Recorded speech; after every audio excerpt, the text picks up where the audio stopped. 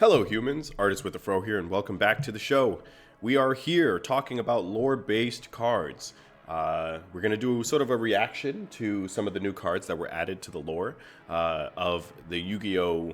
Overarching story, but really specifically the Magistus and Endymion, Spellbook, all of that type of stuff. And yeah, we're here. So we're going to look at some of the new cards that seem to have been released. Many of these cards most likely will get released in the OCG. They might be V-Jump promos, but we're going to check these cards out, and then we're going to see if we can maybe think about how they may or may not find their way into some of the more recent Magistus decks, or if they're not as good as we may seem. All right, looks like we have a phase where we de-age ourselves for immortality and serve as a maid. The volume comes out January 5th, 2026. All right, that's recently close. All right, Endymion, Verre, the Maid of Endymion. It's a level 4 light spellcaster monster with 500 attack and 1400 defense. So right off the bat, you're not using the new, the new Sword Soul Fusion, because she doesn't have both names, both attack and defense that are the same. But she is a level 4 monster, which means you can bring her back with Zeroa. So we'll have to see what you can do with that. Let's see what this card reads as. It says, this card is always treated as a Witchcrafter card. You can only use the first and second effect of this card's name once per turn. During your main phase, if a spell card was activated this turn, you can special summon this card from your hand. Right off the bat, that's great special summoning effects, I guess. That's really just great special summoning right there. Then it says, if this card is special summoned, you can add one Witchcrafter, Spell or Trap, or Magical Dimension from your deck to your hand. Magical Dimension, is that not the quick play spell card that like lets you special summon a spellcaster? Am I bugging out? I feel like Magical Dimension is that quick play spell that... Yeah, right? What? Of course it is. I was like, wait, I'm like, there's no way. That's such an odd card. It's such a very specific card to add. Why does it allow you to add Magical Dimension? All right, let's see. If you control a spellcaster, target one monster you control, tribute, and then special summon a target from your hand. Why would you want to add this to your hand? There has to be a better reason. You can add one Witchcrafter, Spell or Trap, or Magical Dimension from your deck to your hand. That has to be, you know what? That has to be a spellbook card. There's no way that it says Magical Dimension and that's like the main card. Like, the reason why I think that this is a spellbook card is because if we look at the spellbooks, I feel like they're also called Magical Dimension in Japanese. That has to be a spellbook card. Or Prophecy, maybe. But it has to be, right? Like, there's no reason. That's such an odd thing. Right? Like, here we go. So, this is what it says. It says, Prophecy is also known as magical. So, due to the Japanese context containing that, a number of older cards, such as Armor Axe and Dark Paladin, that have magical in them, also fall into the archetype. So you know what I think? I think that this card actually allows you to add a magical... It says Magical Dimension. I feel like it's going to allow you to add a Prophecy card. Maybe the Prophecy card is called Prophecy Dimension or something from your deck to your hand. There is no way that it's just adding that very specific spell card. That has to be wrong.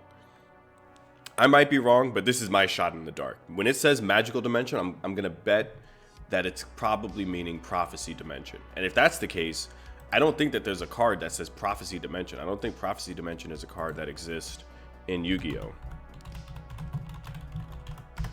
Yeah, no, it isn't.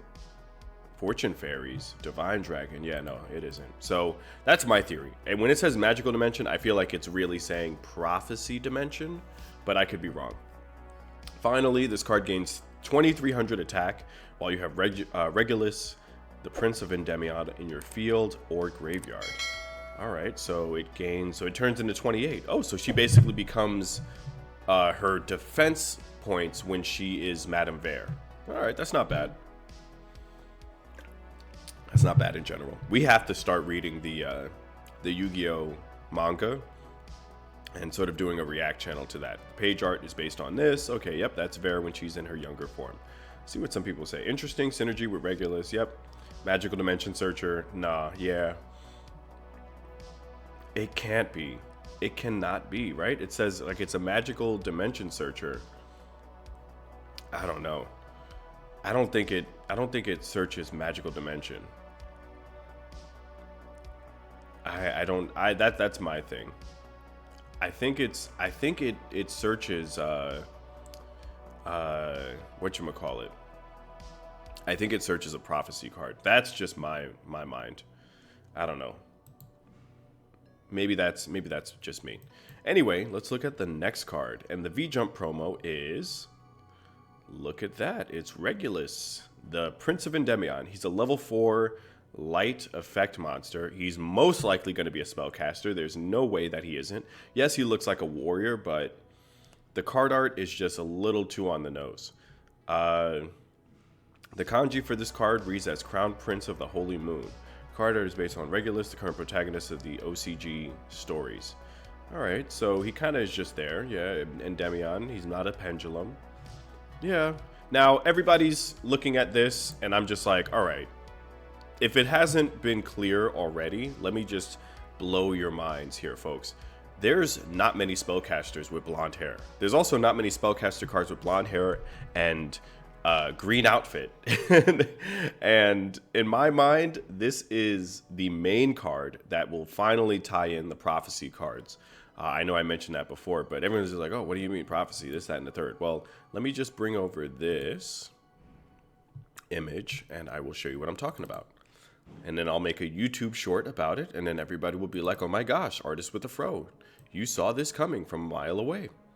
But yeah, this is the Charioteer of Prophecy. And yeah, if we look at Charioteer of Prophecy and we look at Regulus, we can kind of be like, yo, like these two cards kind of look the same. And now it's not going to let me grab it. All right, here we go. We're going to bring this over. We're going to do this. Oh, look at that. There's Charioteer of Prophecy. White pants. Green outfit with the yellow outline. All right. He has a sword. Look at that. There's a sword there as well. I wonder.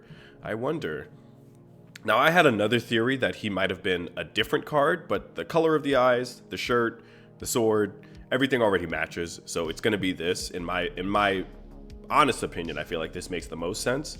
But there are other prophecy cards that may or may not show themselves in the current story, which is why I say we will have to do a more of a deeper dive in regards to the cards themselves. But with that being said, this is kind of like my honest reaction. I think, and I'm going to bet money, that this Verre Made of Endymion card actually focuses on, when it says magical dimension, if that is magical dimension, that's kind of crazy. Like there has to be, if it says magical dimension, my thought is maybe they're going to make another one in the future, or it's going to have some other like crazy tie-in with maybe another card. Maybe Regulus says like if Verre's on the field or something and it teleports, or if it leaves the field or something, like then it gains some sort of attack or something. I don't know. That's just my theory right there, but I do feel like it might be like a prophecy card. And Regulus looks exactly like Charioteer, so I'm going with that. Maybe Regulus is Charioteer, maybe not. We'll have to see how the story plays out. But we will begin doing chapter reviews, so stay tuned for that. We're going to start looking at the OCG stories, and then we're also going to make some theories on some of the Magistus, Endymion, Dark Magician storylines, and kind of like how they all trinkle and come down together. So we'll talk about that. Either way, that being said, let me know what you folks think about some of the cards here. I'm really excited to see what other people are able to come up with in regards to their ideas. And I'm really just more excited to actually begin going over the Yu-Gi-Oh! OCG stories. So with that being said, my friends, I've been the Artist with the Fro. That, my friends, is the show. And I thank you all, as always, for watching. Take care.